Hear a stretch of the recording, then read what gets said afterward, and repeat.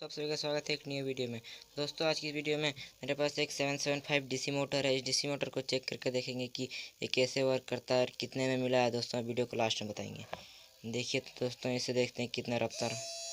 देखिए बहुत अच्छे से घूम रहा है। इसमें प्रोपेलर लगा के दिखाते हैं।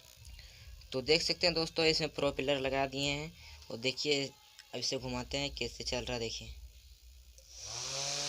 देखिए गाइस कितना जोर आवाज़ कर रहा है। ये बहुत तेज़ से हवा दे रहा है। देखिए कुछ इस तरीके से, देखिए कितना जोर हवा दे रहा है गाइस। अगर आपको ये वीडियो अच्छा लगा तो लाइक करें, सब्सक्राइब करें और ये कितने में मिला गाइस इसे जानने के लिए कमेंट करें। तब तक के लिए बाय बाय, मिलते हैं किसी अगले वीडियो में।